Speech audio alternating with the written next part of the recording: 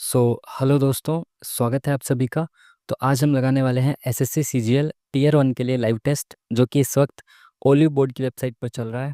ठीक है जी। तो काफ़ी लेट हो गया आज। आप यहाँ तक पहुँचेंगे कैसे? मोस्टली आप सभी लोग जानते होंगे, जो लोग देख रहे हैं। आप लोगों ने मॉक टेस्ट लगा भी लिया होगा। तो जो लोग नहीं जानते, मैं उनके लिए बता देता हूँ कि भाई, जैसे इनका टेस्ट का सेक्शन है साइड में, इस टेस्ट के सेक्शन पे जाएंगे आप। वैसे तो आपको ऊपर ही दिख जाता है, बट फिर भी मैं बता देता हूँ ना। सीजीएल टीयर 1 में जाएंगे तो यहाँ पे आपको दिख जाएगा। ठीक है। ये अवेलेबल है आपको 22 जून 7 बजे तक, शाम को 7 बजे तक। ठीक है। आज 21 तारीख है, आज ये अपलोड हुआ है। कल शाम को 7 बजे तक ये आपके लिए अवेलेबल रहेगा। ठीक है। तो आज हम लगाने वाले हैं ये वाला मॉक टेस्ट। तो जैसा कि आप सभी लोग जानते हैं, और जो लोग नहीं जानते मैं उनको बता देता हूँ। यहाँ पे हम देखेंगे इस मॉक टेस्ट का सॉल्यूशन। इसमें आप सीख क्या सकते हैं? अप्रोच, एग्जाम ओरिएंटेड अप्रोच, कि आप किस तरीके से एग्जाम में विद इन टाइम क्वेश्चंस को सॉल्व करेंगे। कैसे आप कई बार ऑप्शन से आंसर तक पहुँचेंगे। कैसे आप कई बार यूनिट डिजिट से आंसर तक पहुँचेंगे। और इसी तरह की छोटी छोटी सी चीज़ें बहुत सारी, जो आपका एग्जाम में बहुत सारा समय बचा सकती हैं, वो आप यहाँ पे सीख सकते हो। ठीक है जी। तो चलिए शुरू करते हैं आज का मॉक टेस्ट। ज्वाइन।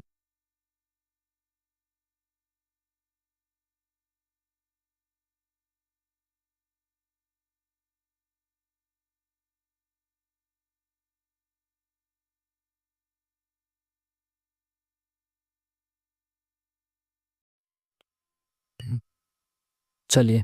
तो फर्स्ट ऑफ ऑल मैं आपको बता दूं, जैसे ये मेरा मार्कर आता है ना, तो मार्कर स्क्रीन पॉज होने के बाद चलता है। इस वजह से स्क्रीन पॉज होने की वजह से यहाँ पे आपको टाइम रुका हुआ दिखेगा। ये टाइम रुका हुआ नहीं है, क्योंकि मार्कर आने की वजह से स्क्रीन पॉज हो जाती है, इसलिए टाइम रुका हुआ है। ठीक है। जैसे मैं मार्कर को हटाता, टाइम वापस से आपको कंटिन्यू होता हुआ दिख जाएगा। तो इस बात को आप कृपया करके दूसरे तरीके से ना लें। और दूसरी चीज़ कि हम शुरुआत करते हैं, हमारी जो मतलब मैं पर्सनली जो एग्ज़ाम में अप्लाई करता हूँ जिस चीज़ को, वही चीज़ यहाँ पे करूँगा कि मैं पहले जीके जीएस सॉल्व करता हूँ। उसके बाद मैं इंग्लिश को सॉल्व करता हूँ। फिर रीजनिंग ख़त्म करता हूँ 3rd नंबर पे, और एंड में मैं मैथ्स करता हूँ। ठीक है। कोशिश करते हैं 5 मिनट में जीके जीएस को ख़त्म किया जाए, 10 मिनट में इंग्लिश को ख़त्म किया जाए, 15 मिनट में आपका रीजनिंग को ख़त्म किया जाए, और एंड के जो 25-30 मिनट है वो मैथ्स के लिए रखे जाएँ। ठीक है ना। तो ये कोशिश मेरी रहती है, बाकी आपकी जो भी स्ट्रेटेजी है आप उसके तरीके से करिएगा। तो सबसे पहले देखते हैं जीके जीएस जनरल अवेयरनेस। ठीक है। तो इंग्लिश हिंदी ना करके एक ही भाषा में कर लेते हैं बाकी, या फिर चलो कोई नहीं, चेंज कर ही देते हैं। आवर्ती तालिका, पीरियोडिक जो टेबल होते हैं उसमें कितने ब्लॉक होते हैं? कितने ब्लॉक होते हैं? 4 ब्लॉक होते हैं। Next question. केरल में जन्मे निम्नलिखित में से कौन अद्वैत या व्यक्तिगत आत्मा और सर्वोच्च ईश्वर की एकता के सिद्धांत का समर्थक था, जो कि अंतिम वास्तविकता है? अद्वैतवाद की जो सिद्धांत था वो किसने दिया था? शंकराचार्य जी ने। Option number C. ठीक है। अद्वैतवाद, द्वैतवाद, द्वैताद्वैतवाद, ये सब चीज़ें आपने अगर पढ़ी होगी। निम्नलिखित में से कौन सी पुस्तक शशि थरूर द्वारा लिखी गई थी? द पैराडॉक्सिकल प्राइम मिनिस्टर, ये वाली तो काफ़ी फेमस बुक है इनकी, शशि थरूर जी की ही है। अक्टूबर 2023 में किसे वर्ष 2022 में प्रतिष्ठित सरस्वती सम्मान से सम्मानित किया गया? सरस्वती सम्मान से किसको सम्मानित किया गया? No idea. करंट अफेयर का वैसे भी मैं पढ़ नहीं रहा हूँ। ये दोनों काफ़ी फेमस से लग रहा है, अरुंधति रॉय को लगा देते हैं ना। बिल्कुल कोई आइडिया नहीं है, बट लगा देते हैं। ठीक है। थावे महोत्सव, ये पहले भी अभी रिसेंटली भी किसी मॉक में आया था, शायद ओलिव बोर्ड पे आया था या टेक्स्ट बुक पे किसी मॉक में आया था ये। और उस वक्त नहीं पता था, बट बाद में पता चल गया। थावे जो है वो बिहार में मनाया जाता है। ठीक है। कौन सा नृत्य रूप आसाम से संबंधित है? आसाम से कौन सा है भाई? कथक तो नहीं हो सकता, धूमल भी नहीं हो सकता, ये दोनों तो नहीं हो सकते। गोरिया और ओजापाली। तो गोरिया नाम आसाम से संबंधित तो नहीं लग रहा, ओजापाली नाम जो है वो ऐसा लग रहा है कि आसाम से संबंधित होना चाहिए। Let's see. भारतीय रिजर्व बैंक द्वारा मुद्रित मुद्रा नोट का अब तक का उच्चतम मूल्य कितना है भाई? 2000 का नोट ही निकला है ना अब तक तो मैक्सिमम। इससे भी ज़्यादा बड़ा नोट था क्या कोई? 2011 की जनगणना के आंकड़ों के अनुसार जनसंख्या के आधार पर कौन सा भारतीय धर्म 5वें स्थान पर था? देखो, धर्म का जो है ना याद रखना आपको, हिंदू, मुस्लिम, ईसाई, सिख। ठीक है। ईसाई सिख, तो ईसाई को क्रिश्चियन कहते हैं, ईसाई सिख, ये रहता है आपका क्रम। उसके बाद आते हैं बौद्ध, और फिर आते हैं जैन। ये आपको क्रम याद रखना है, एग्जाम में पूछता है, बार बार पूछता है। तो पूछा गया 5th नंबर पे, तो बौद्ध आते हैं 5th नंबर पे। ठीक है। चलिए नेक्स्ट क्वेश्चन। टेबल है, ये ट्रिब्यूटरीज दे रखी है इसकी, यानी कि सहायक नदियां हैं। तो गंगा की सहायक नदी कौन सी है भाई? कोसी है ना। घग्गर, गंडक, कोसी, ऐसे 3 नदियाँ के मिलती है ना गंगा में। तो फर्स्ट का फोर्थ कृष्णा की कौन सी है भाई? तुंगभद्रा। ठीक है, कृष्णा की तुंगभद्रा है। ऑप्शन से चलते हैं, फर्स्ट का फोर होगा, तो तीन ऑप्शन वैसे ही एलिमिनेट हो गए, तो option number C is the correct answer. Next question. Rashtrakuta साम्राज्य की स्थापना डैश द्वारा की गई थी? राष्ट्रकूट अपना Dantidurga. Option number B is the correct answer. PYQ का क्वेश्चन है, आया हुआ है काफ़ी बार। और फाउंडर्स वगैरह तो आपको वैसे भी याद करने पड़ेंगे। भारतीय महिला क्रिकेट टीम ने चीन के हांगजू में एशियाई खेल 2024 में फाइनल में डैश को 19 रन से हराकर अपना पहला स्वर्ण पदक जीता। एशियाई खेल में किस टीम को हराया? इंग्लैंड तो एशिया में हो ही नहीं सकता, ऑस्ट्रेलिया भी नहीं है, एफ्री ये तो बहुत आसान सा क्वेश्चन हो गया ना। एशियाई गेम्स है तो ये तीनों टीम्स तो नहीं होंगी ना एशियाई गेम्स में। कौन संविधान सभा के भाषाई प्रांत आयोग के अध्यक्ष थे? तो भाषाई के कौन थे? धर धर आयोग था ना, नाम भी उसका धर आयोग था, याद होगा आपको। 53। नारी शक्ति वंदन अधिनियम बिल पास कर दिया है, हर मौक में आ रहा है, ये किससे जुड़ा हुआ है? रिजर्वेशन महिलाओं का, किसमें? विधानसभा और संसद, उसमें संसद में रिजर्वेशन से संबंधित है। ठीक है। वृहत ज्वार भाटा बिना मौसम की परवाह किए संपूर्ण वर्ष में प्रत्येक चंद्र माह में डैश आता है। वृहत ज्वार भाटा कितनी बार आता है? आई थिंक दो बार आता है, पूर्णिमा और अमावस्या पे वृहत वाला। ठीक है, बाकी छोटे छोटे ज्वार भाटा वो सब आपने पढ़ा होगा। डैश के योगदान को मान्यता देने के लिए प्रतिवर्ष 29 जून को राष्ट्रीय सांख्यिकी दिवस मनाया जाता है। राष्ट्रीय सांख्यिकी दिवस किससे संबंधित होना चाहिए? आई थिंक महालनोबिस जो है वो काफ़ी फेमस है सांख्यिकी के क्षेत्र में, तो शायद। ठीक है, बाकी सांख्यिकी दिवस की डेट भी याद रखना, अब आ गया एग्जाम इसमें मॉक में। तो किस स्थान पर बुद्ध ने महापरिनिर्वाण मतलब उनकी मृत्यु, तो खुशी खुशी मरे थे वो, तो मतलब खुशी खुशी मृत्यु हुई थी उनकी, तो कुशीनगर ऐसे याद रखना है आपको। ठीक है। निम्नलिखित में से कौन से व्यक्ति भारत में कथक नृत्य के प्रतिपादक हैं? तो कथक नृत्य के प्रतिपादक तो बिरजू महाराज तो यहाँ दिख ही नहीं रहे, वही है ना सबसे फेमस, तो no idea. Ring fence policy भाई इंग्लिश में देख लो, इसमें वैसे हिंदी में भी सही लिखा है। Warren Hastings. ठीक है, काफ़ी फेमस, पता होना चाहिए आपको। ग्रीस में पहला आधुनिक ओलंपिक किस वर्ष हुआ था? 1896 में, है ना, एनटीपीसी के एग्जाम में भी पूछा जा चुका है। ऋग्वैदिक युग के दौरान व्रजपति एक डैश थे, व्रजपति कौन थे भाई? व्रजपति थे, आया हुआ क्वेश्चन है ये भी। व्रजपति कौन होते थे भाई? प्रधान होते होंगे शायद, मैं रिकॉल नहीं कर पा रहा हूँ। नेक्स्ट क्वेश्चन देखेंगे। एक साबुन का बुलबुला डैश के कारण गोलाकार आकार का होता है? साबुन का बुलबुला किसके कारण गोलाकार होता है भाई?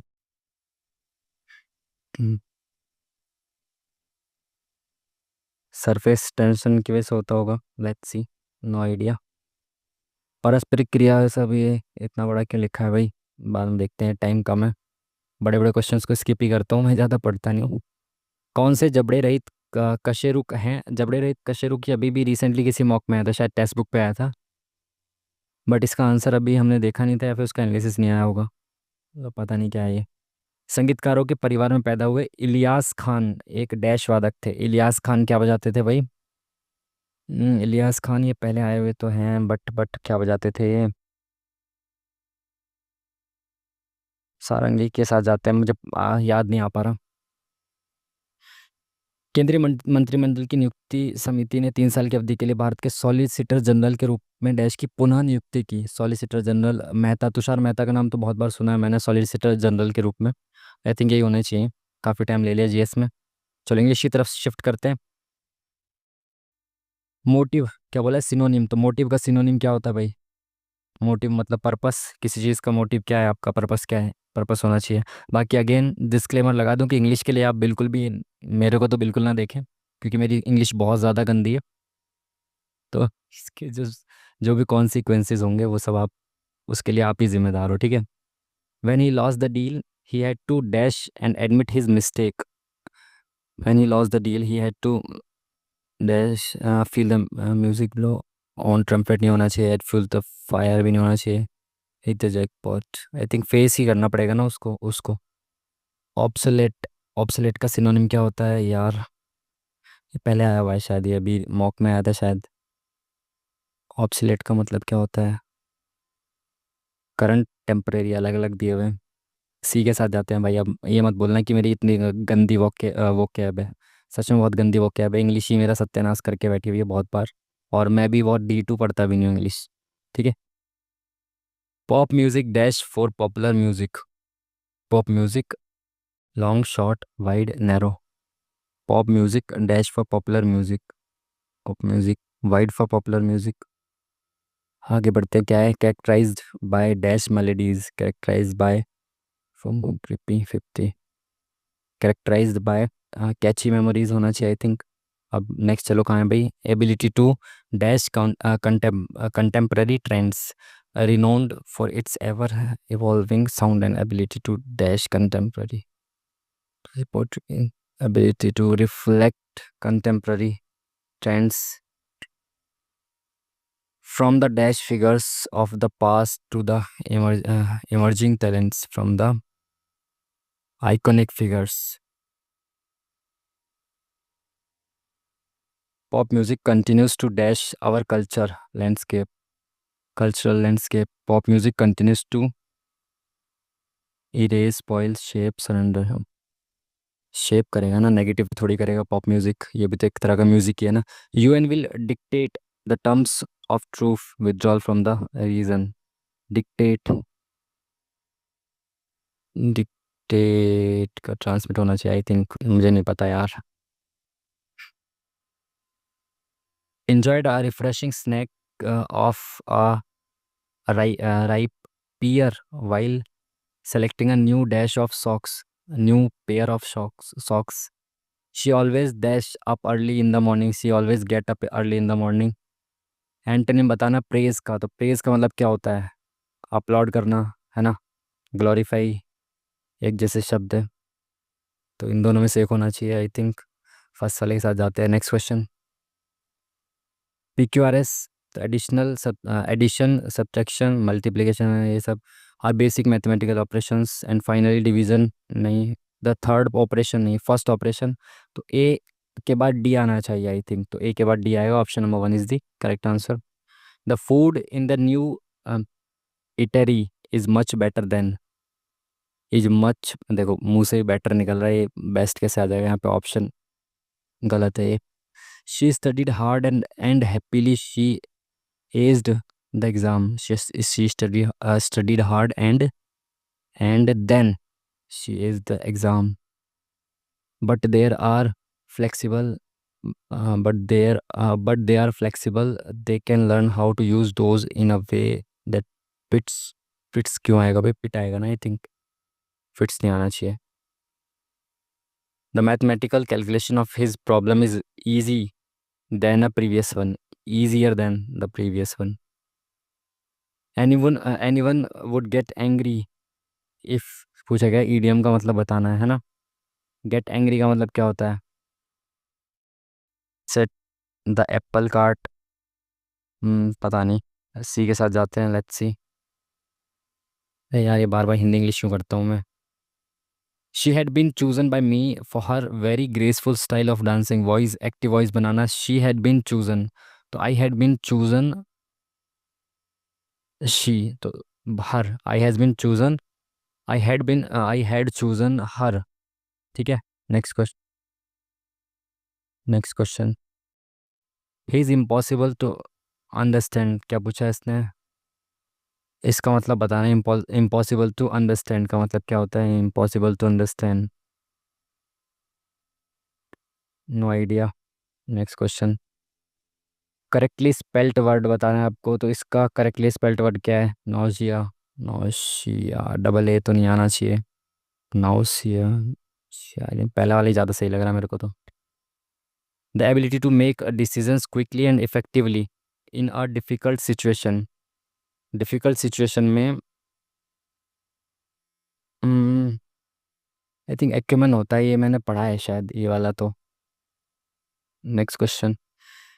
The vast distance between the mountain peaks and the valley seem to dash as hike strict, no idea. She poured a glass of, क्या पूछा इसने? Incorrectly spelt word. Poured, sodding, flavours, liquor. Liquor गलत लिखा है, option number D. क्या होता है ना, passive voice. Who taught you to play the keyboard this smoothly. Who taught यानी बाय हुम, तो फर्स्ट या फोर्थ में से एक होगा by whom. Who taught, taught का मतलब है past, by whom were you taught to play. चलिए, इंग्लिश भी खत्म, अब रीजनिंग और मैथ्स, ठीक है। चलो रीजनिंग की शुरुआत करते हैं। कुछ लॉजिक है, ये बराबर ये दे रखा है, ये बराबर ये दे रखा है, तो इनका साइन, इनको किसी न किसी एक साइन से डिनोट किया गया है, तो वो साइन आपको पहचानना है। तो यहाँ पे दो कैसे आ सकता है भाई, 150 और 25, अगर 3 28 तो नहीं डिवाइड होगा, 25 3 75, तो इसका मतलब हो जाएगा इंटू, और इसका मतलब हो जाएगा डिवाइड, ठीक है। तो ये क्या है, इंटू और डिवाइड, इसका मतलब डिवाइड है, 7 8 56 8 दूनी 16, ठीक है। इसका मतलब क्या है, 6 कैसे बनेगा, 15 में से 9 गया 6, तो ये माइनस है। करके देखें आप इसको, तो ये इंटू हो जाएगा और ये माइनस हो जाएगा, ये डिवाइड हो जाएगा, तो ये 4 एकम 4 4 सत्ते 28, माइनस आ गया 8 एकम 8 और 8 दूनी 16, तो 8 में से 7 गया 1, यूनिट डिजिट 1 किसका है, option number C is the correct answer. Next question.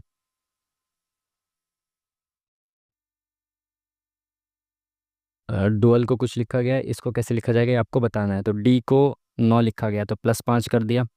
You को 21 है, 21 लिखा गया। ए को +2 कर दिया है, और एल को 12 लिखा है, यानी कि पहले वाले में +2, फिर एज इट इज़, फिर प्लस, पहले वाले में +5, फिर एज इट इज़, फिर +2, फिर एज इट इज़। तो पहले वाले में +5 करेंगे कितना आएगा, 19 5 24, फिर एज इट इज़ 15, फिर +2 एन, तो 14 और 2 16, तो 24 से शुरुआत होगी, तो वैसे भी 3 ऑप्शन खत्म हो जाएंगे, एक ही ऑप्शन करेक्ट हो जाएगा, ठीक है। Option number 1 is the correct answer. Next question. इसको ये लिखा जाता है, तो इसको किस रूप में कोडित किया जाएगा। तो ए से डी, तो ABCD+3I JKLRSTU CDEFRQ। अच्छा, क्यू से अब ऐसे आर आएगा, फिर जेड से AEF। शुरुआत में +3 हो रहा है, तो देखें पहले टी से +3 करेंगे, 23W आएगा, तो ये ऑप्शंस खत्म, ठीक है। आर में +3 करें, RSTU, तो यू आएगा, ये ऑप्शन खत्म, बाकी चीज़ चेक करने की जरूरत ही नहीं है, ठीक है। Option number C is the correct answer. Next question. ADLN के प्रत्येक अक्षर का अनिवार्य रूप से लेकिन प्रत्येक शब्द में केवल एक बार प्रयोग करते हुए कितने सार्थक अंग्रेजी शब्द बनाए जा सकते हैं। तो भाई इनको अरेंज करना है, तो कैसे अरेंज कर सकते हो आप। पहला तो आपको यही दिख रहा होगा, लैंड, ठीक है। और इसको घुमा सकते हो आप कहीं इधर उधर, LDTA। तो और तो मुझे नहीं लग रहा, एक ही शब्द दिख रहा है, तो एक ही होना चाहिए, I think option number C. Next question. यहाँ पे देखिए भाई क्या है, 2 के बाद 3, 3 के बाद 4, 4 के बाद यहाँ पे 5 आना चाहिए, तो लास्ट वाले में 5 आएगा इन दो ऑप्शंस में, तो ये नहीं होना चाहिए आई थिंक, ठीक है। 2 3 4 ऐसे चल रहा है ना, एक छोड़ के एक, तो यहाँ पे एक आना चाहिए, तो 1 2 3 4 5 6 ऐसे है ना, एक और 5 यहाँ पे है, यहाँ पे ए है, यहाँ पे सी है, यानी कि यहाँ पे बी आएगा, ABC, और यहाँ डी आएगा, यहाँ ई है, यहाँ एफ, एफ आ रहा है, ठीक है। तो AB, तो बी आएगा, ये ऑप्शन खत्म, तो first option number 3 is the correct answer. Next question.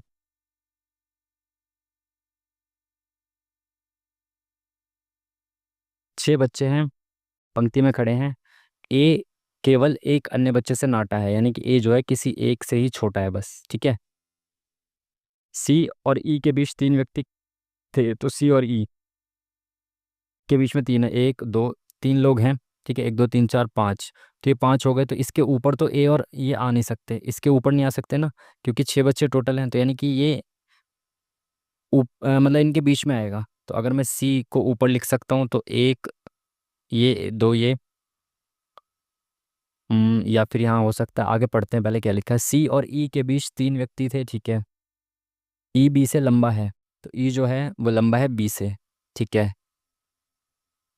D F से लंबा है, सी ई से लंबा है, ठीक है, हमने पहले ही सी को ऊपर बिठा दिया, ऊपर नीचे हो सकते थे, खैर। तो 1 2 3 4 5 6, तो ये तो इसी सीक्वेंस में बैठे हैं, इट मीन्स कि या तो इनके बीच में ही आएगा, ये दोनों आएंगे इनके बीच में, या फिर सी ऊपर आएगा, ये ऐसे आएगा, 1 2 3, और क्या बोला था इसने, ई बी से लंबा है, ठीक है।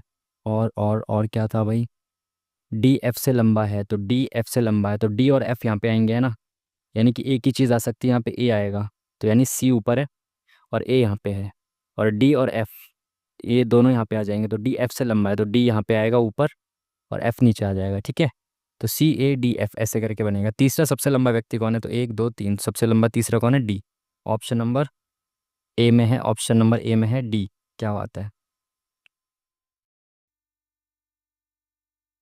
ये क्या है भाई, 47 क्वेश्चन मार्क 7, अच्छा 4.7, 7.3 ये सब है, ठीक है।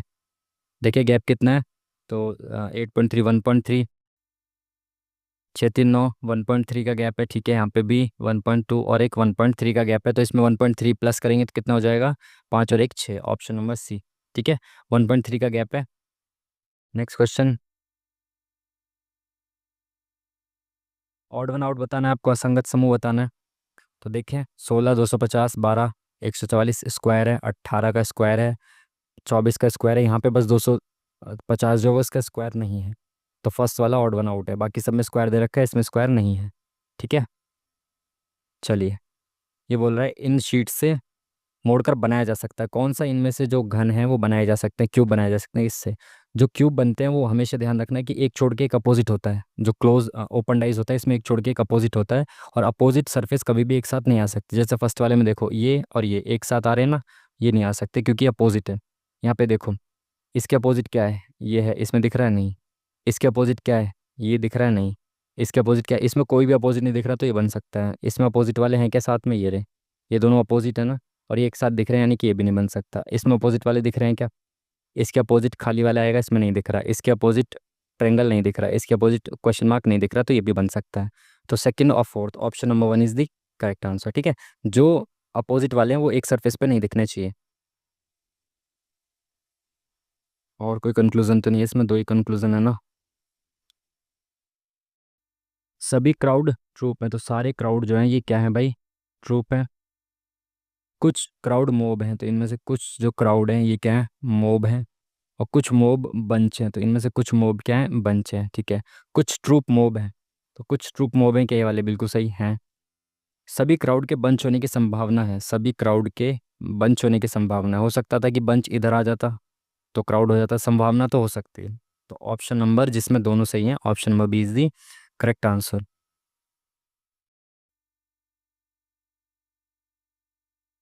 इसमें कोई लॉजिक है, आपको कैच करना है, वही ऑप्शन में होगा। तो 4 की इंटू हो रहा है 15 से, 15 चौका 60, और यहाँ पे इंटू 80 से कर रहा है। तो इसमें 15 और 80 से क्यों कर रहा है, 4 चौक 16, -1, 9 81, -1। अच्छा, इनके स्क्वायर में -1 करके उसकी इंटू कर दे रहा है। तो 11 का स्क्वायर 121, 121 -1, 120। तो मल्टीप्लाई करेंगे तो 0, एंड में 2 आएगा, 3 आ रहा है, ये नहीं हो सकता। 8 का स्क्वायर 64 में से गया 63, से 8 की मल्टीप्लाई करेंगे, 8 या 24 आएगा, नहीं आ रहा, चार चार इन डिजिट नहीं आ रहा ना, खत्म।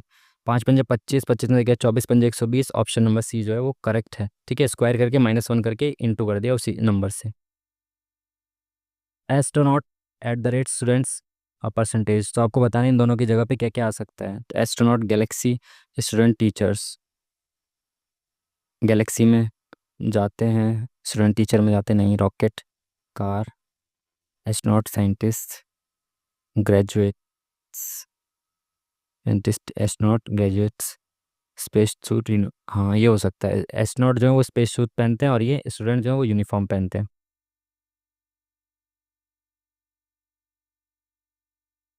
हम्म यहाँ पे देखें भाई, कुछ लॉजिक है क्या इनमें, जो रेशियो दे रखा है इनका कुछ लॉजिक है, वही सेम लॉजिक यहाँ पे लगाना है आपको, किसी ना किसी संबंध से रिलेटेड है ये। 23 का मल्टीपल है क्या कुछ, 67, 67 मल्टीपल तो नहीं दिख रहा है ये।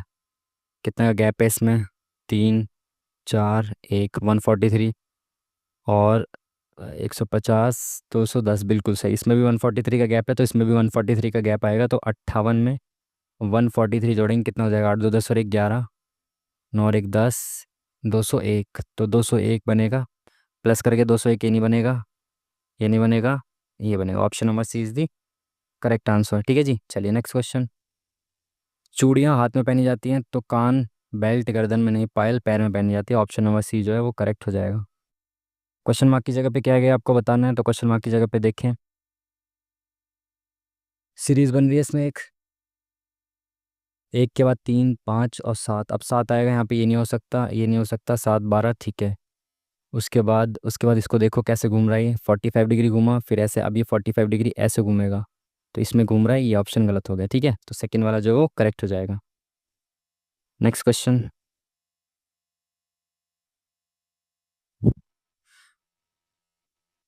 क्या बोला है भाई?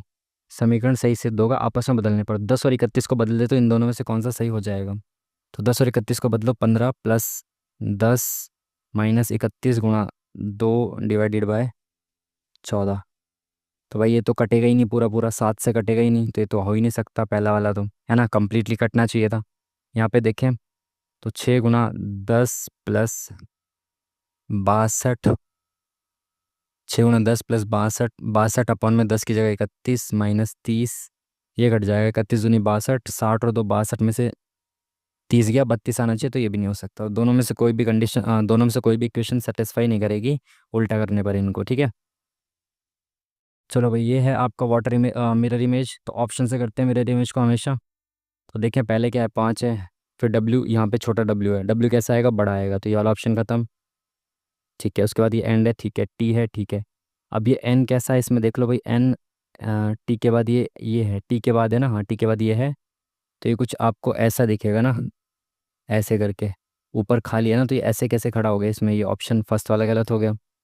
अब यहाँ पे जी और ये क्या है, इनमें से देखना पड़ेगा, के बगल में क्या ए है, तो ए उल्टा ऐसे नहीं बनेगा ना, थर्ड वाला भी गलत, तो एक ऑप्शन बचा बस, option number fourth is the correct answer. इस तरह से आपको ऑप्शन से ही इसमें जाना पड़ेगा। निम्नलिखित में से किस व्यंजक के अनुसार एच डी की दादी है? बनाना शुरू कर दो टाइम खराब किए बिना। इसका क्या मतलब, पी बी का या की जीवन साथी है, तो पी जो है वो जीवन साथी है किसका, बी का। ठीक है, एट द रेट का मतलब क्या, पी बी का पति है, तो आर जो, दो पति कैसे हो गए भाई इसके। एट द रेट का मतलब क्या है, पी बी का पिता है, अच्छा सॉरी, पी जो है ये पिता है, तो ये माता हो गई, और किसके पिता हैं, ये ई के पिता हैं। ठीक है, ई परसेंटेज एल का मतलब क्या है, पी बी की बहन है, तो ये बहन है किसकी, एल की। ठीक है, एल एक्सक्लेमेशन मार्क का मतलब क्या हो गया, पी बी की माता है, तो ये माता है किसकी, डी की माता है। पूछा गया इसने एच डी की दादी है, एच डी डी की दादी है, नानी है, तो डी की मम्मी की मम्मी, तो ये नानी है, बिल्कुल सही है, बहुत सही, पहले ही ऑप्शन उन्होंने करेक्ट दे दिया, टाइम बचा दिया आपका। Next question.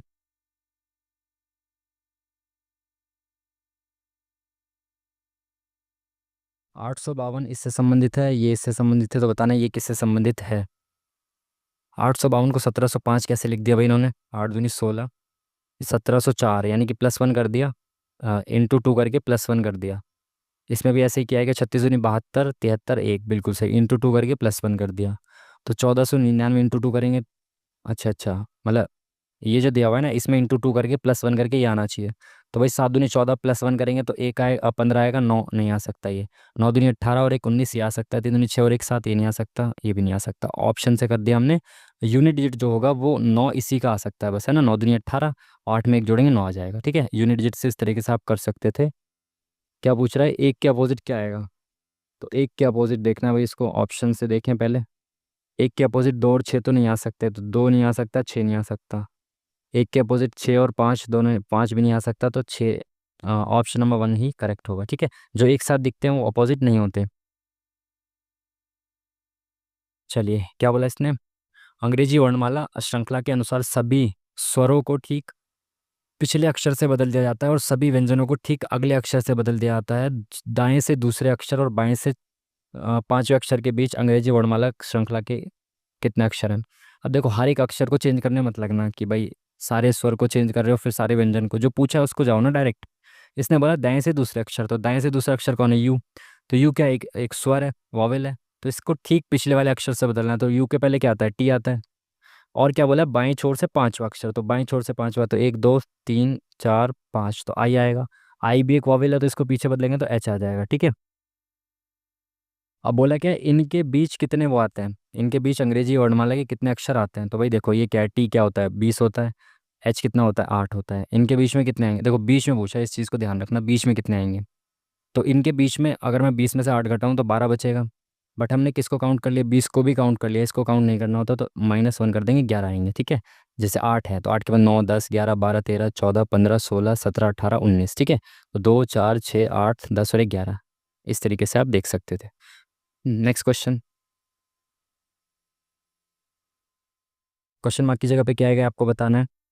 तो सी एक्स अपोजिट है, W E V E opposite opposite opposite, तो अपोजिट आएंगे, ये अपोजिट है, ये भी अपोजिट है, ये भी अपोजिट है, ये भी सारे अपोजिट दे रखे हैं। तो देखें कोई लॉजिक देखें, एक्स से V -2, W X E F G +2, T R S T -2, तो अब +2 आ जाएगा आई जे के, तो के आएगा ऑप्शन नंबर सी। ठीक है, एक बार -2, एक बार +2, एक बार -2, एक बार +2, ऐसे चल रहा है।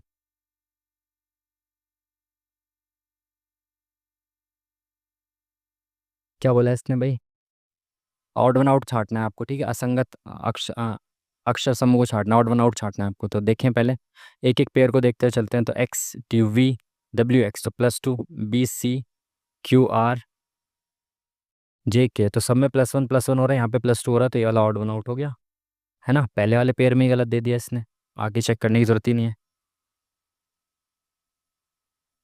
चलो भाई इसमें से जल्दी से निकालो कौन सा जो है यहाँ पे सेटिस्फाई कर जाएगा। प्लस माइनस को चेंज करेंगे तो हो जाएगा 15 + 158, और यहाँ पे क्या है, ×3/4, यहाँ 4 आ जाएगा, तो ये कितनी बार, 4 पंजे, प्लस को माइनस से चेंज कर दिया, 4 पंजे 20, 4 सत्ते 28 × 3, ठीक है, 3 सत्ते 21, यहाँ एक आ जाएगा, और यहाँ पे जोड़ेंगे तो यूनिट डिजिट 8 आ जाएगा, 8 में से एक गया 7 आएगा, यहाँ 6 तो यूनिट डिजिट नहीं आ सकता, तो पहला वाला गलत, ठीक है। सेकंड वाला देखें, प्लस और इंटू को चेंज कर दें, तो इंटू की जगह प्लस आ जाएगा, प्लस की जगह इंटू यहाँ पे आ जाए, तो ये तो बहुत बड़ा नंबर बन जाएगा ना भाई, बहुत बड़ा नंबर बन जाएगा, तो ये सेकंड वाला तो नहीं होना चाहिए। थर्ड वाले को देखें, इंटू और डिवाइड को चेंज करें, तो डिवाइड की जगह इंटू, यहाँ पे डिवाइड, तो 3 से कट रहा है, ये कट रहा है, तो इसको कर देते हैं 450 -158, आप प्लस 3 सत्ते 21, 3 6 18, इंटू 4 4 6 24, 28 और 2 30, ठीक है।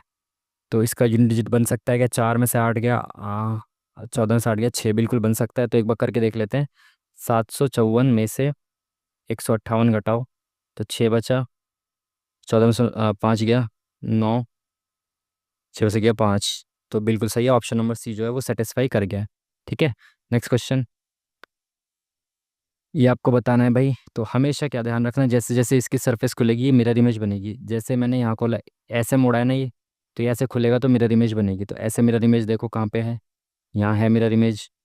अब यहाँ पे देखो ये छोटा कट है तो यहाँ नहीं है, ये है, ये कट है ना, ठीक है, यहाँ मिरर इमेज है, ये स्क्वायर तो नहीं बनेगा, यहाँ तो कोई मिरर इमेज नहीं है, तो सेकंड वाला जो है वो करेक्ट हो जाएगा। ठीक है जी, चलिए नेक्स्ट क्वेश्चन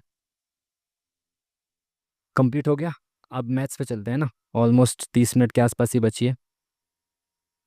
चलो पहला क्वेश्चन क्या है, 13 सेंटीमीटर त्रिज्या वाली 3 वृत्ताकार वस्तुएं एक दूसरे को स्पर्श करती हुई रखी हैं। एक डोरी से तीनों वृत्ताकार वस्तुओं के इर्द गिर्द कसकर बांधा गया। हाँ, ये पहले आया हुआ क्वेश्चन है, ये पहले भी आया हुआ क्वेश्चन है, सेम क्वेश्चन आया था। 13 सेंटीमीटर त्रिज्या वाली 3 वृत्ताकार वस्तुएं एक दूसरे को स्पर्श करते हुए रखी हैं। भाई ऐसे रखे हैं तीनों, एक ऐसे, ऐसे तीनों ये ना स्पर्श करते हुए एक दूसरे को रखे हैं, और इसको किसी चीज़ से बांध रखा है जो इसको चारों तरफ से घेरे हुए है, ऐसे करके, है ना, ये इसको टच करते हुए ऐसे। तो बोल रहा है कि जिस डोरे से बांधा हुआ है उसका आपको क्या बताना है, लंबाई बतानी है। तो देखो आप इसको किस तरीके से करोगे, यहाँ से अगर मैं देखूँ यहाँ तक, ठीक है, यहाँ तक ऐसे करके, यहाँ तक ऐसे, ठीक है, ये, तो ये रेडियस है इसकी, ये 13 है, तो ये भी 13 है ना, ये 13 है, ये भी 13 है, तो ये सामने वाला जितना भी है ना, ये सामने वाला जितना भी है, ये सामने वाला कितना हो जाएगा, 26 हो जाएगा, है ना, क्योंकि ये 13 13 है, तो ये 26 हो जाएगा सामने वाला। ठीक है, इसी तरह से यहाँ पे चारों तरफ 26 26 आ जाएगा, ये भी 26 हो जाएगा, एक सेकेंड, ये वाला भी 26 हो जाएगा, और ये वाला भी 26 हो जाएगा। ठीक है, ये वाला तो 26 दिया, 78 हो गया, तो 78 तो सेंटीमीटर आएगा ही आएगा, तो ये ऑप्शन खत्म। उसके बाद ये वाली जो चीज़ है ना, ये वाली देखो, ये 1/3 इसकी आ गई, 1/3 इसकी आ गई, 1/3 इसकी आ गई, तो ये टोटल तीनों मिला के क्या हो जाएगा, तीनों मिला के बन जाएगी इसकी परिधि। तो इसकी परिधि क्या होगी, 2πr, तो आर कितना है 13, तो 13 दूनी 26 पाई, तो option number C is the correct answer. ठीक है जी, चलिए नेक्स्ट क्वेश्चन,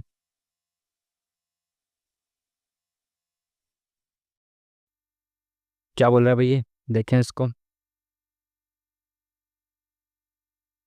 यदि कंपनी बी द्वारा निर्मित प्रिंटरों की संख्या और कंपनी ई द्वारा निर्मित प्रिंटरों की संख्या का अनुपात इतना है। परसेंटेज ऑफ सोल्ड, क्या बोला इसने?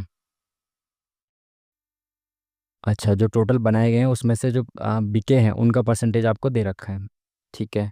तो बोल रहे हैं यदि प्रिंटर बी द्वारा निर्मित प्रिंटरों की संख्या और ई द्वारा निर्मित प्रिंटरों की संख्या का रेशियो ये है, तो अगर बी ने टोटल 16 बनाए हैं तो ई ने टोटल 7 बनाए हैं। ठीक है। ठीक है। तो कंपनी ई द्वारा बेचे गए प्रिंटरों की संख्या कंपनी बी द्वारा बेचे गए प्रिंटरों की संख्या संख्या से कितने प्रतिशत अधिक या कम है? तो ई ने कितने बेचे हैं भाई? ई ने बेचे हैं 80%, तो इसका 80% आपको निकालना पड़ेगा, यानी कि 4/5। तो इसको एक जीरो बढ़ा दो, जब इसमें एक जीरो बढ़ाओगे तो ऊपर वाले में भी एक जीरो बढ़ा दो। ठीक है। बिल्कुल ठीक है। उसके बाद क्या पूछा है? बी ने कितने बेचे हैं भाई? बी ने 28% बेचे हैं, तो इसका 28% निकालना है आपको। ठीक है।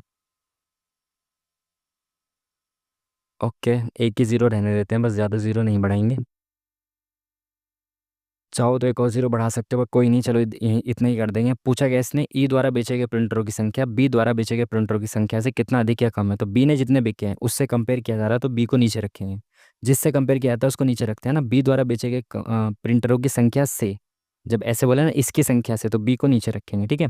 तो बी ने कितने प्रिंटर बेचे हैं देखें, तो भाई एक जीरो से एक जीरो खत्म। 16 × 8 = 128, 12 16 32 33 34 और 10 44। तो 4.8 इतने प्रिंटर्स बेचे हैं बी ने। और ए ने कितने ई ने कितने बेचे हैं? 14 × 5 = 70, 14 चौका 56। तो भाई ई ने जो है वो 56 बेचे हैं, तो कितने इससे कम बेचे हैं इसने? इससे कितने कम बेचे हैं भाई? तो 45 और 55, तो 11.2 इतने कम बेचे हैं इसने। और इंटू 100 करेंगे तो परसेंटेज निकल जाएगा। ठीक है, प्रतिशत पूछा है। तो ये पॉइंट से पॉइंट खत्म। और 11 चौका 44, 2 चौक 4 आएगा नीचे, और ये 25% आ जाएगा। ठीक है, 4 बार में कट के 25% इज दी करेक्ट आंसर। तो option number C is the correct answer. Next question. ये क्या है भाई? x+1/x दे रखा है, ये आपको पता है। ये x अगर ये है 1/x, तो 1/x ये आएगा तो ऊपर 21 चला जाएगा, तो ये x+1/x की ही फॉर्म है ये। ठीक है। ऐसे फ्रैक्शन उल्टा कर दे तो ये 1/, की फ्रैक्शन हो जाती है। एक दे रखा तो x³ पूछा है, तो x की क्यूब, देखो क्यूब पूछा है तो ये दोनों तो नहीं हो सकते क्योंकि ये स्क्वायर है, क्यूब नहीं हो सकते। और अगर x की क्यूब पूछा, x+1/x दिया होता है और x की क्यूब पूछता है, तो वो क्यूब जो होती है वो माइनस में आती है, और क्यूब माइनस में कहाँ पे है? ये पहला वाला ऑप्शन। ठीक है, ऑप्शन नंबर 1। क्यूब पूछता है तो माइनस में आती है। Next question. 27 पाई सेंटीमीटर के आयतन के ठोस शंकु को एक खोखले बर्तन के अंदर रखा जाता है, जिसकी त्रिज्या और ऊंचाई उस शंकु जितनी है। तो शंकु की जितनी है उसकी त्रिज्या और ऊंचाई, तो एक ये बर्तन है, इसके अंदर शंकु रख दिया है भाई। ये ऊंचाई और त्रिज्या उसकी सेम है। ठीक है। तो खाली स्थान को भरने के लिए कितने पानी की आवश्यकता है? आप सभी को पता होना चाहिए। अगर ये शंकु है और इसके अंदर रखा है, इसकी ऊंचाई सेम है और रेडियस सेम है, तो ये बेलन है, जो है ना ये सिलेंडर है। और सिलेंडर का जो आयतन होता है ना, सिलेंडर का जो वॉल्यूम होता है, वो होता है 3 गुना किससे? या फिर ऐसे समझो, जो शंकु है ना, शंकु शंकु का जो वॉल्यूम होता है वो 1/3 होता है बेलन के वॉल्यूम से। ठीक है। तो बेलन का जो है, शंकु का अगर एक वॉल्यूम है तो उस बेलन का टोटल 3 होता है। ठीक है। तो पूछा क्या है, जो खाली जगह है ना, ये खाली जगह, अगर शंकु का आयतन 1 है ना, तो खाली जगह 2 है। ठीक है। तो शंकु का आयतन 27 है, तो दो जगह को भरने में कितना लगेगा? 54 पाई सेंटीमीटर क्यूब पानी लगेगा। Next question.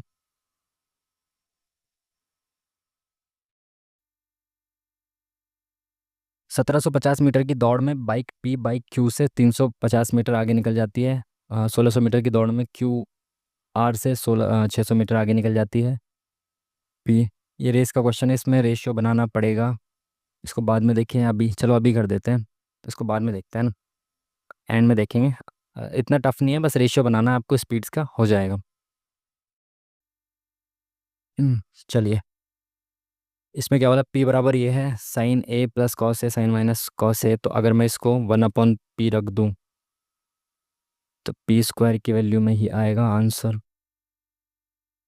तो वैल्यू पुट कर देते हैं ना, साइन ए की वैल्यू पुट कर दो, तो साइन ए को कुछ रख दें, क्या रख दें? कॉस 30 रूट में आ जाएगा 45 रख देते हैं। 45 आएगा कितना? 1/√2 प्लस 1/√2 सेम है ना, तो ये कितना हो जाएगा? 2/√2। तो इसको आप ऐसे लिख सकते हो, √2 √2, तो ये कट जाएगा, तो √2 आ जाएगा यहाँ पे पी। ठीक है, पी अगर √2 है और क्यू कितना आ जाएगा, माइनस कर देंगे, सेम वैल्यू है तो 0 आ जाएगा। ठीक है, तो पी स्क्वायर आ गया 2 - 1/1 और क्यू कितना है 0 तो -0।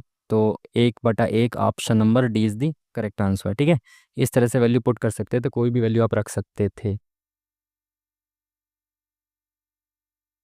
एक परीक्षा में लड़कों के औसत अंक 94 और लड़कियों के औसत अंक कितने हैं? यदि सभी छात्रों के औसत अंक दोनों के अलग अलग दे दिए और सभी के दे दिए तो एलिगेशन लगेगा 100%। ठीक है, उपस्थित लड़कियों की संख्या इतनी है तो लड़कों की संख्या बतानी है। ठीक है, देखो ये बॉयज़ है, ये गर्ल्स हैं, तो बॉयज़ का जो एवरेज है वो 94 है और गर्ल्स का जो एवरेज है वो 70 है और ओवरऑल कितना है 80 है। तो एलिगेशन लगा दो। तो इसमें से क्या कितना बचा 14 और इसमें से क्या कितना बचा, हाँ 10। तो 2 × 5 = 10, 2 × 7 = 14। तो नीचे जो रेशियो आता है ना, ये ऊपर जो आता है ना इनकी संख्या के बराबर होता है रेशियो। तो 7 की जो वैल्यू है, लड़कियों की वैल्यू दे रखी है ना, 7 की वैल्यू कितनी दे रखी है 35, तो 7 की वैल्यू 35 यानी ×5 है। तो 5 की वैल्यू कितनी हो जाएगी ×5, 5×5 = 25। तो option number B is the correct answer. ठीक है, तो आपको पता होना चाहिए कि आपको एलिगेशन लगाना कहाँ पे है। के किस मान के लिए समीकरण प्रणाली का कोई हल नहीं होगा, तो कोई हल नहीं होगा। तो ये आपको पता होगा, कोई हल ना हो उसके लिए सिचुएशन क्या होती है, कंडीशन क्या होती है, A1/A2 B1/B2 is not equal to C1/C2। तो ये आपको देखना है कि बराबर कहाँ पे होगा। A1 कितना है यहाँ पे 7/A2 कितना है K बराबर B1 कितना है यहाँ पे 4 में B2 कितना है आपका, एक सेकेंड, एक्स का मल्टीपल अलग अलग दे रखा है, सॉरी सॉरी सॉरी, यहाँ पे 28 आएगा एक्स, ये 7x है 28x है, तो यहाँ A1 ये होगा 28। ठीक है, तो A1 28 हो गया, 28। ठीक है, A2 कितना हो गया, सॉरी सॉरी सॉरी क्या हो गया ये, सॉरी यहाँ पे देखो ये ध्यान रखना है कि 7x है, ये 28x है, एक्स का मल्टीपल होता है A1 और A2। ठीक है, तो एक्स का मल्टीपल 7 A1/A2 बराबर B1 में B2 कितना है K। ठीक है, तो क्या हो जाएगा भाई, ये K इधर जाएगा, 28 इधर आ जाएगा, तो 4 × 28 और ये K इधर चला गया, 7 नीचे आ जाएगा, तो 7×4 = 28, 4×4 = 16, option number D is the correct answer. ठीक है जी, चलिए नेक्स्ट क्वेश्चन। ये ध्यान रखना है ना, यहाँ पे कंफ्यूज कर दिया, आप गलत भी कर सकते हो, यहाँ पे इस चीज़ को ध्यान रखना है। ठीक है, इसको क्या पूछा है इसने, राज्य पी की साक्षर पुरुष जनसंख्या इतनी है तो राज्य की कुल जनसंख्या कितनी है। तो राज्य पी कहाँ पे है, ये रहा, इसकी साक्षर जनसंख्या में से पुरुष जनसंख्या, तो साक्षर जो है वो 62% है और इस 62% का जो साक्षर मेल है वो कितने हैं भाई, 3 है टोटल 5 में से, तो इसका 3/5 दे रखा है हमको कितना, 29, एक सेकेंड, 290,160। तो आपको 100% की वैल्यू निकालनी है, तो 1% की वैल्यू निकालो, इसको 5 इधर ले जाएंगे, 5 और अपॉन में 62 × 3 आ जाएगा, तो काटो भाई 3 से, 3 3 × 9 = 27, 3 × 6 = 18, 2 3 7 21, 3 × 6 ये गया, ये 31 से काट देते, 31 × 2 = 62, 31 × 3 = 93, 3 इधर गया, 31 से कम 31, 31 दूनी 62, 0। तो अब यहाँ पे 3 से कट चुका है, 2 से काटें तो 2 एकम 2, 2 × 5 = 10, 2 × 6 = 12, 0। 5 से मल्टीप्लाई करेंगे 0, 6 × 5 = 30, 5 × 5 = 25, 3 = 28, 5 × 5 = 2 7, 78, 0 0 0 आएंगी, कहाँ है 78, option number D is the correct answer. ठीक है, नेक्स्ट क्वेश्चन चलते हैं जल्दी से, तेजी से, टाइम कम बचा हुआ है हमारे पास। क्या बोला इसने, इन 4 वर्षों के दौरान किस कंपनी ने जीन्स का अधिकतम उत्पादन किया है। तो ये टोटल उत्पादन दे रखा है 4 वर्षों में, तो अधिकतम उत्पादन किसने किया है टोटल, तो ये देखना है, तो एक रफ फिगर आप देख लो, 100 200 4 2 3 4 5 500 600 625 625 के आसपास है ये 3 2 5 6 7, ये 700 हो गया, तो ये पी तो नहीं हो सकता आंसर, 700 तो ऑलरेडी ज़्यादा हो गए, 2 4 6 7 700 के आसपास है ये भी, 2 3 4 5 5 और ये भी 600 के आसपास है, तो ये नहीं होगा, ये 700 है ना, इसमें देख लेते हैं क्या हो सकता है, 3 2 5 6 7 700 24 और ये 25 हो गया, 20 हो गया, 9 इसी तक लेते हैं, 9 2 11 4 15, अरे यार 25 और 20 45 55 53, 753 के आसपास हो गया है। और ये 2 3 4 5, नहीं ये 2 4 6 7 700 750 ये 800 प्लस हो गया, तो आर जो है वो सबसे ज़्यादा है। ठीक है, नेक्स्ट क्वेश्चन देखेंगे जल्दी से।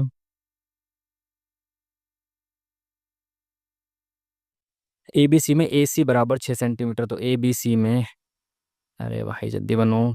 ए बी सी में ए सी बराबर 6 सेंटीमीटर, ए बी बराबर 8 सेंटीमीटर, बी सी बराबर 2√14 सेंटीमीटर। यदि पी भुजा बी सी को पर कोई बिंदु इस प्रकार है, पी जो है भुजा बी सी पर कोई बिंदु इस प्रकार है पी कि बी पी बराबर सी पी ए। अच्छा ठीक है, ए पी की लंबाई बतानी है, यानी कि इसकी लंबाई बतानी है। ठीक है, ये पहले ऐसा क्वेश्चन पहले आया हुआ है, मैंने देखा है ऐसा क्वेश्चन। तो जो ए पी की लंबाई बतानी है इस तरह के क्वेश्चन में, जब ये नीचे एक ये रेखा खींची जाए और ये दो बराबर भागों में बांट दे, तो इसमें क्या होता है, एक फॉर्मूला लगता है। इसमें इन दोनों का स्क्वायर प्लस करके, यानी ए बी का square plus B C sorry A C का स्क्वायर प्लस करके, ये बराबर होता है आपका इन दोनों साइड्स के, एक बीच वाली साइड और प्लस इसके डबल के बराबर होता है। 2 इंटू, एक तो जो हमें निकालना है ए पी का स्क्वायर प्लस कोई सी भी नीचे वाली साइड ले लो, जैसे बी पी या सी बी, कोई सी भी स्क्वायर ले लो, दोनों बराबर है ना। तो ए बी का स्क्वायर और ए सी का स्क्वायर कितना, 8 8 64 और 6 6 36 से 100 हो गया। ये दो इधर आ जाएगा तो ये 50 हो जाएगा, बराबर ए पी का स्क्वायर हमें निकालना है, बी पी का स्क्वायर कितना है, बी पी का स्क्वायर कितना हो गया, 14 हो जाएगा। √14 का स्क्वायर तो इधर आएगा तो 36 बचेगा। तो ए पी का स्क्वायर 36 है, तो ए पी बराबर 6 हो जाएगा। Option number 1 is the correct answer. Next question.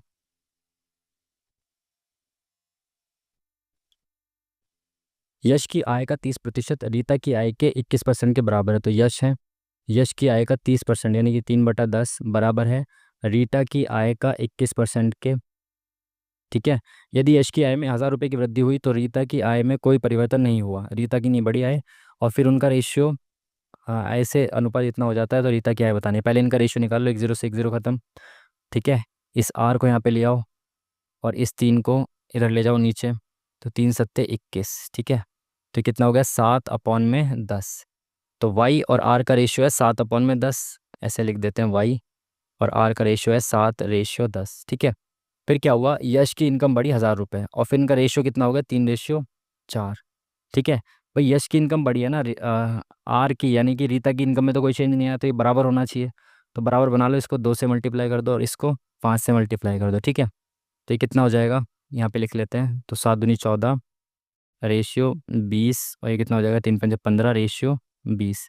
तो इसकी 1 यूनिट इनकम बढ़ी है, तो 1 यूनिट की वैल्यू 1,000 दे रखी है, पूछा गया इसमें रीता की आय, तो 20 यूनिट यानी कि 20,000। Option number 20 the correct answer. Next question.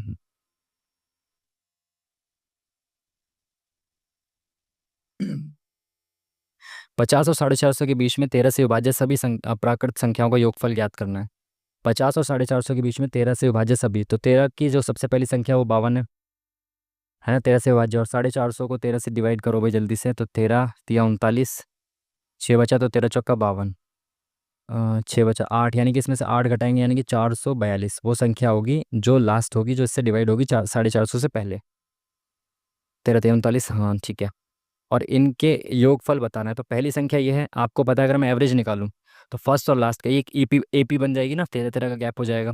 तो इनका जो एवरेज होगा वो फर्स्ट का और लास्ट का एवरेज भी होगा, और एवरेज में इंटू कर दूंगा नंबर से तो टोटल आ जाएगा। तो नंबर कितने हैं ये पता चल गया मेरे को, ये 1 है और लास्ट वाला जो है 34 बार में जा रहा है, तो टोटल नंबर 34 है। ठीक है, तो एवरेज देखो पहले इनका कितना हो जाएगा, इसमें 52 जोड़ दो, 2 और 2 4, 5 4 9, 4 तो 2 दूनी 4, 2 चौका 8, 2 सत्ते 14, ये एवरेज हो गया, इंटू करेंगे 34 नंबर से ना हमारे पास टोटल, तो 7 चौक 28 आएगा आंसर। ये कैसे हो रहा है भाई, 52 और 4 5 9, 4 2 दूनी 4, 2 चौका 8, 2 सत्ते 14, ये कैसे हो रहा है भाई। टोटल नंबर्स कितने हैं, 13 चौका 52, ओ शिट सॉरी सॉरी, ये 4 बार में जाएगा ना, 13 चौका 52 हो जाएगा और ये 34 हो जाएगा। तो यानी कि पहला नंबर ये है और ये 34वां नंबर है, तो टोटल कितने हो जाएंगे, 4 और 34 के बीच में 30 का गैप है, प्लस 4 को भी कंसीडर करोगे तो 31 नंबर हो जाएंगे। ये जो 52 है ना, 52 ये फोर्थ नंबर पे आएगा 13 से डिवाइड करने पे, तो टोटल हो गए 31 नंबर। तो मल्टीप्लाई करेंगे तो 7 आएगा लास्ट में, और देखते हैं, चलो पूरा करना पड़ेगा, 4 2 7 या 21, और 4 × 3 = 12, 13 × 14, 6 × 1 = 7, 7 5 6 7, 7 6 5 7, option number second is the correct answer. ठीक है, नेक्स्ट क्वेश्चन। टाइम बहुत कम बचा है, जल्दी से चलते हैं तेजी से। हम्म, ये कितना हो जाएगा भाई? ये तो 1 हो जाएगा अपॉन में sec² 30। तो sec 30 क्या होता है भाई आपका? 2√3। तो ये 4/3 हो जाएगा। -1 करेंगे तो कितना आ जाएगा? 4 में से 3 गया, 1/3 आएगा, ये 3 ऊपर चला जाएगा। तो option number D is the correct answer. Next question. 5 फरवरी 2014 से 18 अप्रैल 2014 की अवधि के लिए 1300 रुपये पर 9% वर्ष वार्षिक दर से साधारण ब्याज बताना है। जब दिन दिए होते हैं ना, तो मोस्टली आपको देखना 100% 73 दिन होंगे। मोस्टली 99% में यही रहता है। ठीक है, तो आप काउंट कर लो, 5 फरवरी से 14 अप्रैल तक जाना है, तो यानी कि अब 5 फरवरी को भी काउंट करना है, तो 4 हटा दो, 24 ही हो गए। और 18 अप्रैल, तो फरवरी के बाद मार्च और अप्रैल 18, तो 8 × 4 = 12 और 1 × 13, 3 3 6 और 1 7, देखा 73। क्योंकि 73 जो होता है वो 365 का 1/5वां दिन होता है। ठीक है, तो 73 दिन, 73 दिनों का ब्याज निकालना है। तो 1 साल का ब्याज कितना हो जाएगा? 1300 का 9%, ये 1 साल का ब्याज है ना। और मुझे क्या निकालना है? 73 दिन का, यानी कि 73/365। ये 1/5 होता है, तो 1/5 मुझे निकालना है। तो जीरो से ये जीरो खत्म। ये कितना आ गया? 13 × 117, 117/5, तो 5 दूनी 10, 5 × 3 = 15, 23.4। Option number C is the correct answer. ठीक है, नेक्स्ट क्वेश्चन। ए और बी ने क्रमशः इतने इतने रुपए का इन्वेस्टमेंट किया, एक व्यवसाय शुरू किया। अंत में लाभ जो वो इतना प्राप्त हुआ, तो लाभ में बी का हिस्सा कितना होगा? तो हमको पता है कि जो इन्वेस्टमेंट का रेशियो होता है वही आपके प्रॉफिट का रेशियो होता है। तो इन्वेस्टमेंट का रेशियो क्या हो जाएगा इनका? ए और बी का ये हो जाएगा, है ना। यही जो प्रॉफिट का रेशियो होता है। तो अगर इन्वेस्टमेंट इतना गया तो प्रॉफिट इतना ही मिलेगा। तो टोटल प्रॉफिट कितना है इस हिसाब से? तो 6 × 4 = 10, 109 का प्रॉफिट है। 109 में से ए का हिस्सा कितना, किसका पूछा? बी का हिस्सा। बी का हिस्सा कितना है? 64 मिलेगा इसको। और टोटल लाभ कितना हुआ है? 10028, यानी 10028 का 64/109 मिलेगा। यहाँ पे कैलकुलेशन बहुत मुश्किल हो जाएगी। डिजिटल सम लगा के देखें एक बार, तो नीचे 1 आना चाहिए, 9 और 1 10, बिल्कुल सही। 1 आ रहा है नीचे, तो ये खत्म।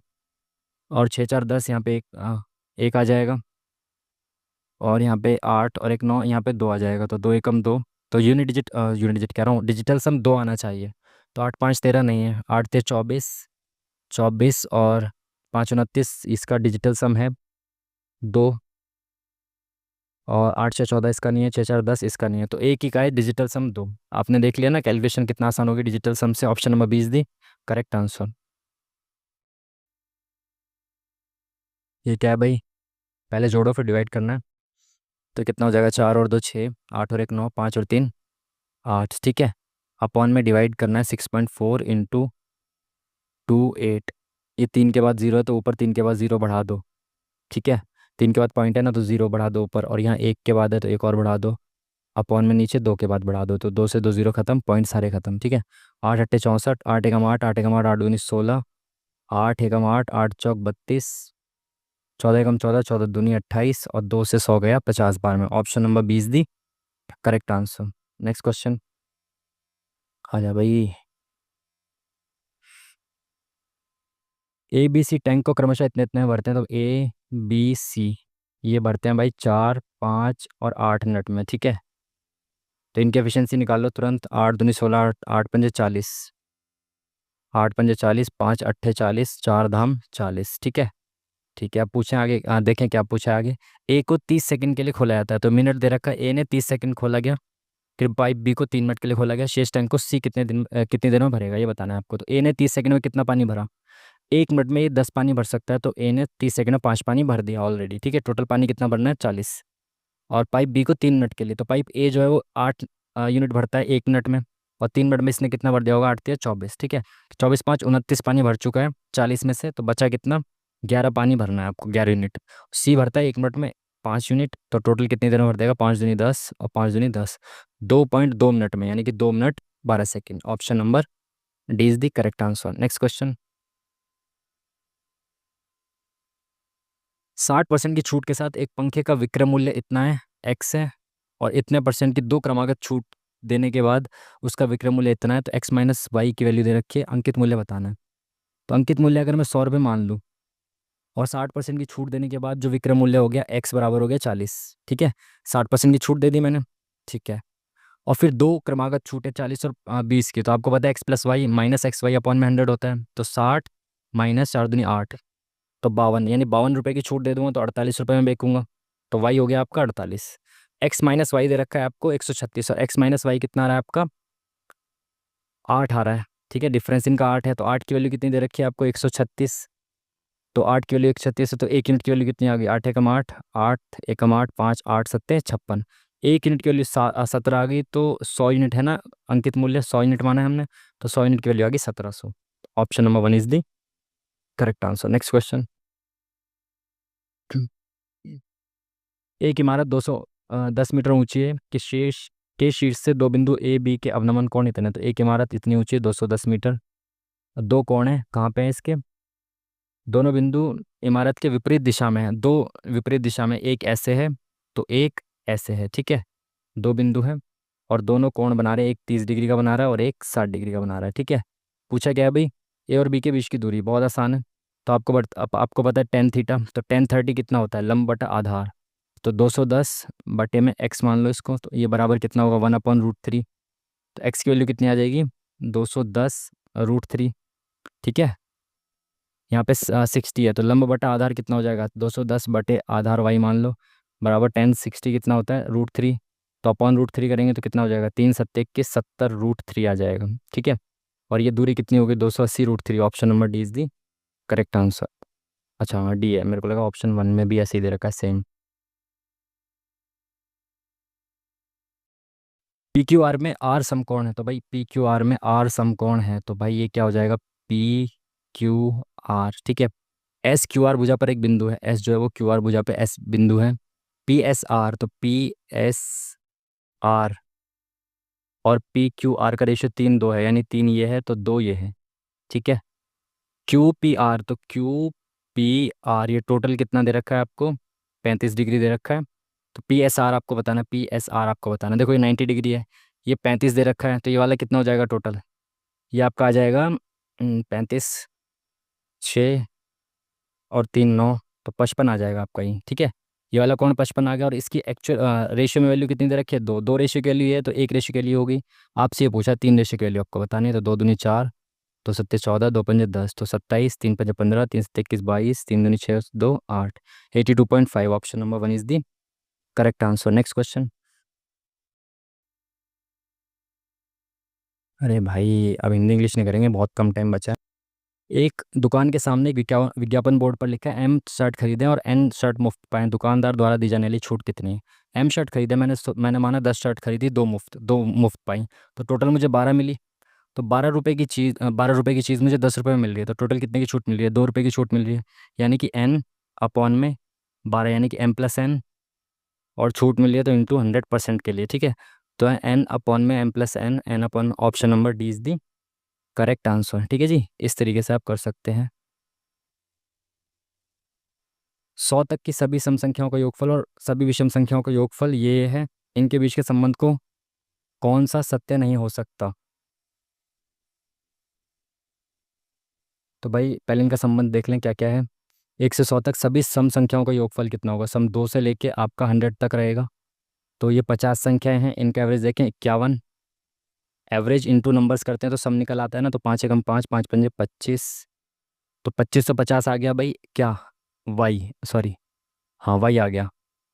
और एक्स क्या है विषम संख्याओं का, तो 1 से लेकर 99 तक आप चलोगे विषम संख्याओं में, तो टोटल संख्या 50 है, तो 50 इंटू 50 2500 आ गया इनका सम, ये आ गया आपका एक्स। तो बोला क्या है नीचे कौन सा सत्य नहीं हो सकता भाई, वाई और जेड के बीच का अंतर शून्य है, वाई और जेड के बीच का अंतर शून्य है, वाई और जेड के बीच का अंतर शून्य नहीं है, गलत। वाई और जेड दोनों 100 के गुणज हैं। एक सेकंड रुकना।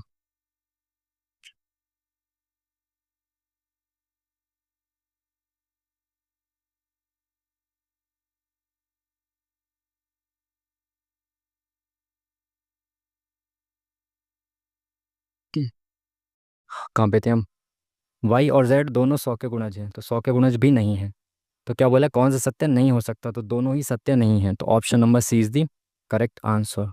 ठीक है। अगर पूछता कौन सा सत्य है तो दो व्यक्ति हैं भाई। अरे यार टाइम तो 1 मिनट बचा है, इसमें देखें क्या है। जब संख्या 9, 15, 27 में से n को हटाया जाता है तो विविधतानुपात यानी कि ये अ, अनुपात सेम हो जाएगा, ये रेशियो प्रोपोर्शन में आ जाएगा, शायद ये कहना चाह रहा है। तो इसमें से क्या घटाएं भाई, रेशियो प्रोपोर्शन में आ जाए। 3 घटाएंगे तो 6, 12 और 24, तो 6/12, 1/2, 12, 1/2, बिल्कुल सही। तो यानी कि 3 घटाना पड़ेगा जिससे कि रेशियो प्रोपोर्शन में आ जाएगा। चलिए ये वाला करेक्ट हो गया। 74 देखें क्या था। दो व्यक्ति एम और एन अपने एक ही समय में अपने घरों से एक दूसरे की ओर जाते हुए निकलते हैं। एम एन की गति से 6/5 है, तो एम की स्पीड जो है एन की गति से 6/5 है। अगर एन की स्पीड 5 है तो एम की स्पीड 6 है। ठीक है। एम और एन जा रहे हैं एक दूसरे की तरफ। रास्ते में एन से मिलने के बाद एम को एन के घर तक पहुंचने में, अच्छा एम से मिला, फिर एम को एन तक पहुंचने में कितना टाइम लग रहा है, 2.5 घंटा। फिर एन को एम से मिलने के बाद एम के घर पहुंचने में कितना समय लगेगा। ये आपने पढ़ा होगा ये कॉन्सेप्ट कि जब मीटिंग ऐसे हो जाती है अब इनकी और फिर एक दूसरे के घर चले जाते हैं, तो अगर ये T1 है तो ये T2 होगा। और ये जो रेशियो होता है ना इनकी जो स्क्वायर होता है, स्पीड का स्क्वायर बराबर होता है इन दोनों का रेशियो। तो स्क्वायर कितना हो जाएगा, एम की स्पीड कितनी है, एम की गति एन की गति से 6/5 है। अगर एन की 5 है तो स्पीड इनकी कितनी हो जाएगी, 25 हो गया। अपॉन में 6×6 = 36, सॉरी S2 होता है यहाँ पे, S2 अपॉन में S1। तो S2 अपॉन में S1, S2 कितने हैं, यानी कि दूसरे वाले की एन की स्पीड कितनी है, 36, 6×36 अपॉन में 25 बराबर T1 कितना है, 2.5 अपॉन में x। तो ये क्या होगा, हम्म, ये इधर चला जाएगा, ये इधर चला जाएगा अपॉन में, एक सेकेंड गलती हो गई क्या कुछ, शायद ही नीचे आएगा 2.5 और ये इधर आएगा, ये ऊपर जाएगा तो ये 10 बार में कट जाएगा, इंटू 10 आ जाएगा। और ये 36, 360, 360, 60 से डिवाइड करेंगे तो 6×6 = 36। क्या हो गया, कुछ गलत कर दिया मैंने, शायद टाइम भी खर्च हो गया यार। क्या कर सकते हैं, वो क्वेश्चन सही चल रहा था, उसमें क्या था ना। अभी इसको काटते हैं फिर देखते हैं क्या रहा। क्वांट में हमने केवल 2 क्वेश्चन का एक ही जो छोड़ा था। अच्छा एक और छोड़ दिया था, वो पहले हमने टाइम का इशू रह गया यार। एक तो सबसे पहले ना इसको, ये मार्कर को चेंज करेंगे, अपना पेन टैब वगैरह लेना पड़ेगा अब, क्योंकि टाइम का इशू हो जाता है, इससे लिखने में बहुत ज़्यादा टाइम खर्च होता है हमारा। तो सबसे पहले पेन टैब लिया जाएगा, उसके बाद ये सब चीज़ें बेहतर हो पाएंगी। लास्ट क्वेश्चन हो ही गया था ऑलमोस्ट, वो जल्दी जल्दी के चक्कर में क्या हो गया देखो। मैं आपको कॉन्सेप्ट बता देता हूँ, वैसे वैसे आपको पता होगा। एम एम यहाँ से चल रहा है, एन यहाँ से चल रहा है, ठीक है। तो एम यहाँ पे इससे मिला, उसके बाद ये इधर चला गया, तो इसको यहाँ तक पहुँचने में टाइम T1 लगा, यहाँ से यहाँ तक पहुँचने में, ठीक है। और एन यहाँ से यहाँ तक पहुँचा तो इसको T2 लगा टाइम, ठीक है। बिल्कुल ठीक है। और जो इनकी स्पीड्स है, यहाँ पे क्या होता है, जो टाइम का रेशियो होता है वो बराबर होता है इनकी स्पीड्स का रेशियो। S2 ऊपर आता है, S1 नीचे आता है। इनके जो स्क्वायर्स होते हैं वो बराबर होता है आपका T2 अपॉन में T1, सॉरी S2 ऊपर आएगा तो T1 आएगा यहाँ पे और T2 यहाँ आएगा, ठीक है। यार एक S1 ऊपर लिख लेते हैं, S2 यहाँ लिख लेते हैं, तो T2 ऊपर आएगा, T1 यहाँ आएगा। तो S2 कितना था, एन की स्पीड 5 थी, एन की स्पीड आई थिंक 5 थी और एम की स्पीड 6 थी। तो एन की स्पीड 2 हो गई और इसकी 36/25 बराबर है आपका T2। T2 अपॉन में T1 कितना लगा, 2.5, 2.5 घंटा लगा इसको, तो ये 2.5 इधर आ गया, ठीक है। अपॉन में 10, तो ये 25 से 25 कट गया, 3.6 उसका आंसर होता। और बस लगा ही देते, उसमें टाइम खर्च होने की वजह से वो नहीं हो पाया। तो क्वांटम मान सकते हो आप, 24 हमने किया, 24 करेक्ट। और वो वाला जो था रेस वाला क्वेश्चन जो था ना, वो भी हम कर देते, टाइम की इशू की वजह से रह गया, क्योंकि उसमें क्या होता है, स्पीड का आपको रेशियो ही निकालना होता है बस, ठीक है। तो भाई रीजनिंग में एक क्वेश्चन गलत हुआ है, पता नहीं कौन सा क्वेश्चन गलत हो गया रीजनिंग में एक, लेट्स सी देखना पड़ेगा। मैथ्स और रीजनिंग में गलत नहीं होने चाहिए यार। मैथ्स इंग्लिश में एक क्वेश्चन गलत हुआ है।